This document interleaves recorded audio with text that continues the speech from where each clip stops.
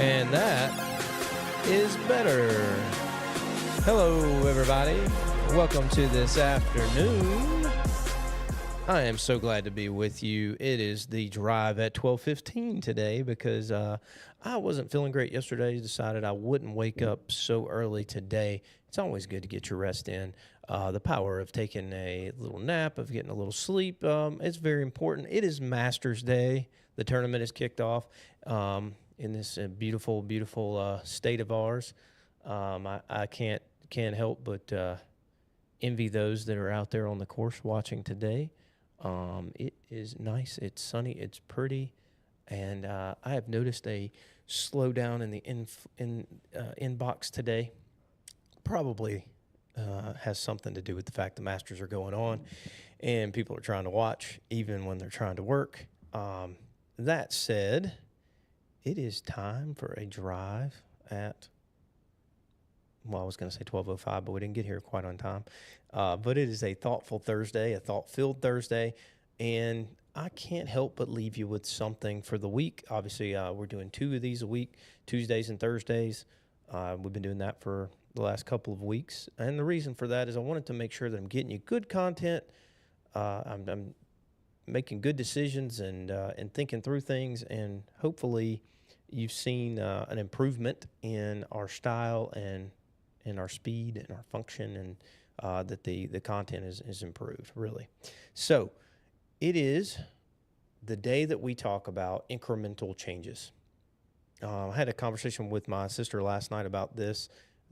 Thank you, Brandy, for being in town and taking time to go to dinner with me and spend some time with the family. And thank you, Gramps, for taking us all out.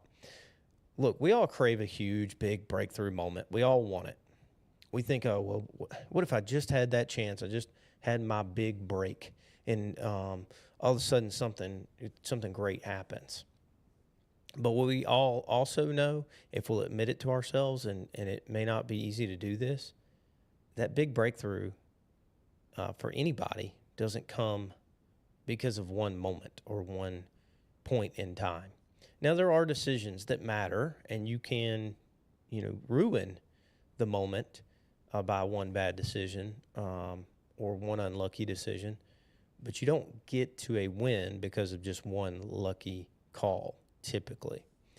And so what happens, really, if in nature and in business and in life, is small incremental changes add up to something big. So I'm going to use a golf example for you. I have a real good friend named Jack. Not going to tell his last name unless he ever tells me it's okay to say it. But me and Jack were talking. Jack plays golf. He's really good. I'm really not. I was not a huge golfer when I was a kid. And Jack hits this shot. And we were over on the Oak Mountain Golf Course here locally. And he shaped his shot. He called it that it was going to, drop up there close to the hole. I think he hit a hole-in-one that day.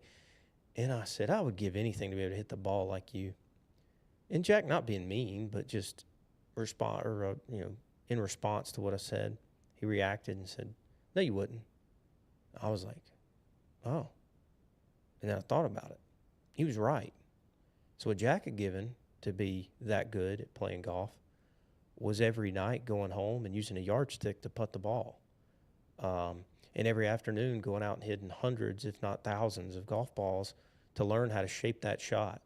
Or going and playing golf in the mornings through to the evenings, not playing as many video games as maybe everybody else would. I'm sure he had his fair share. But Jack gave a lot of his time, his effort, and his mental makeup to hone his game to be able to play golf.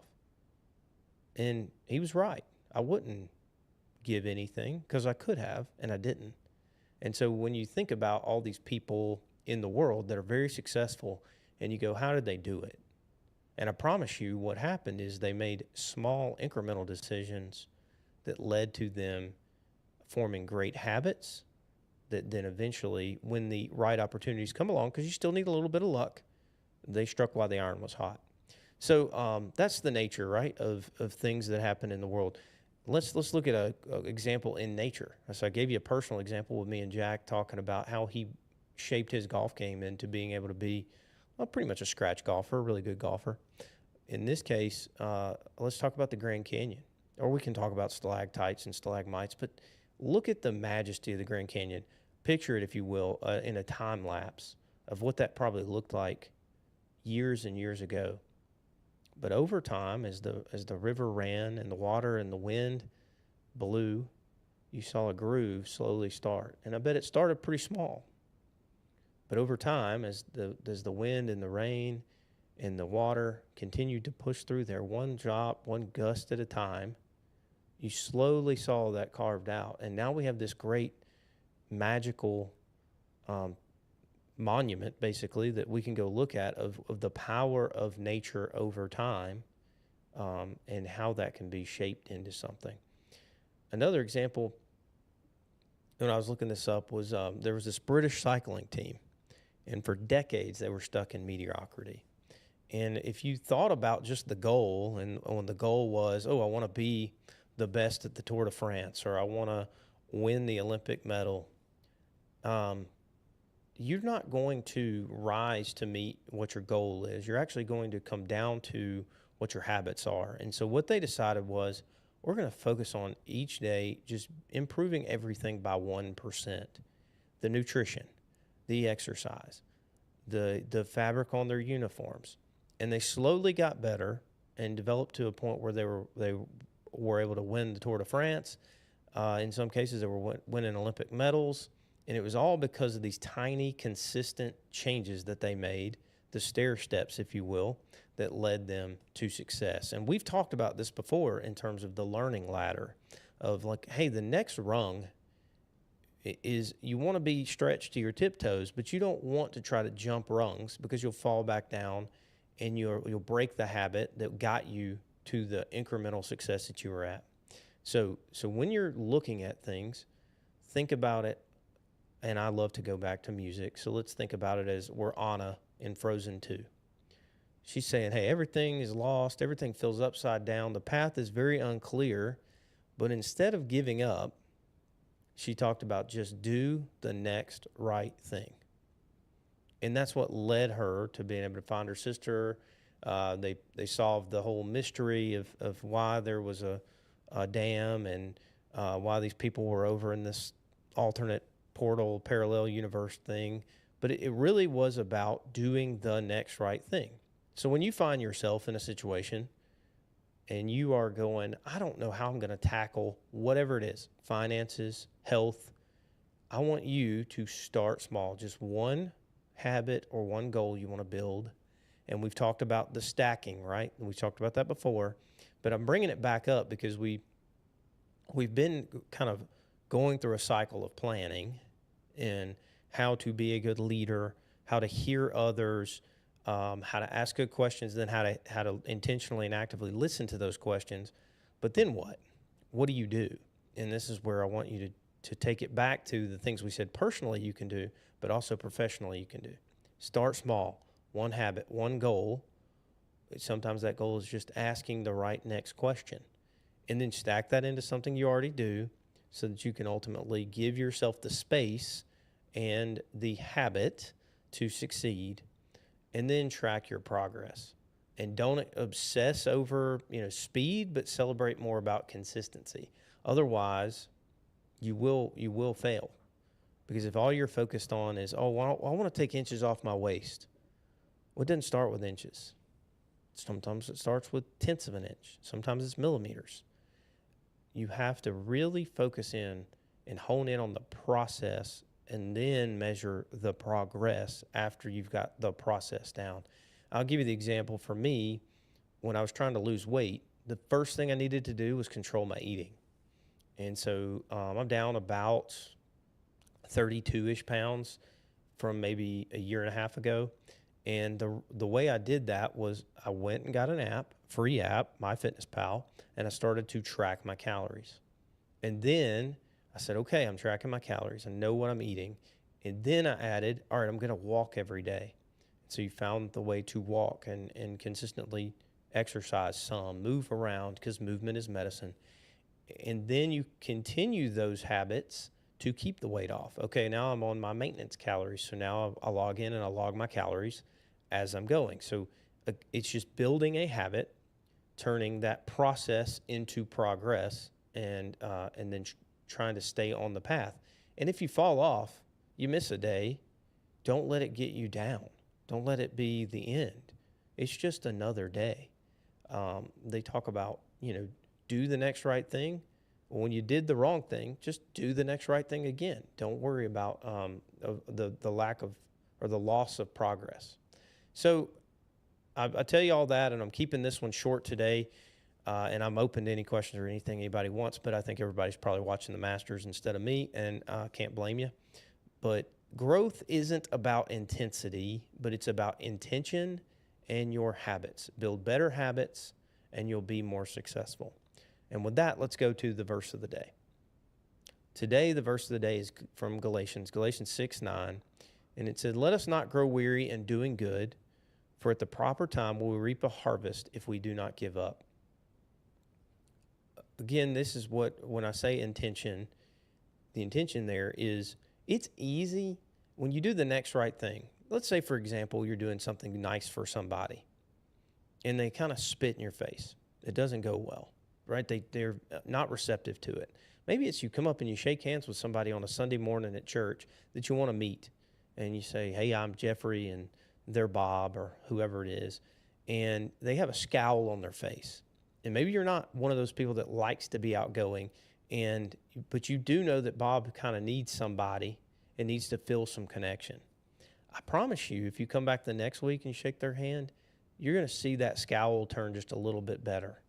And don't grow weary of doing the right thing. The right thing there is, hey, I want them to stay and stick around and be in church and get the good word.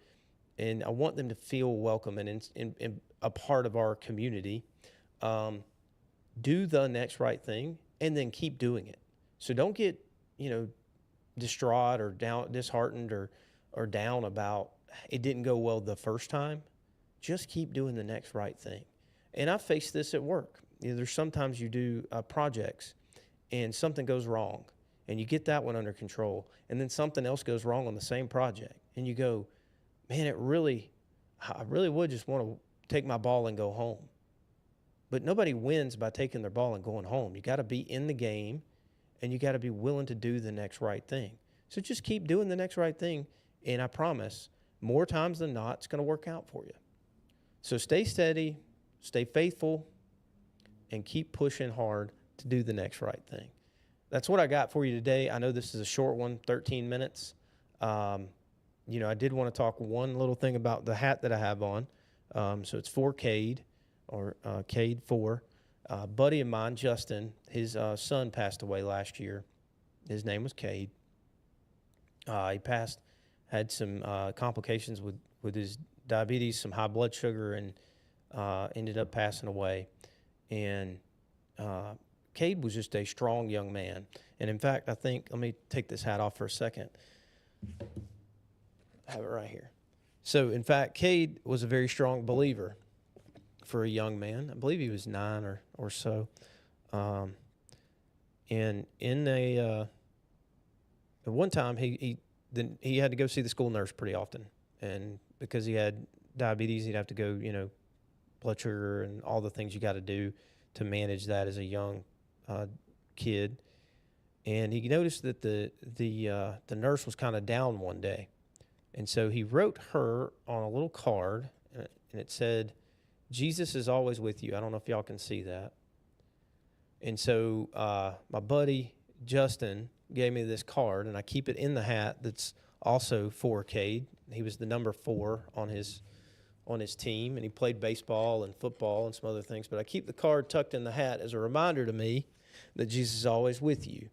And I know Justin is working on, some things to honor Cade's memory, baseball tournament, some other things. And as those things happen, I'll share those with you.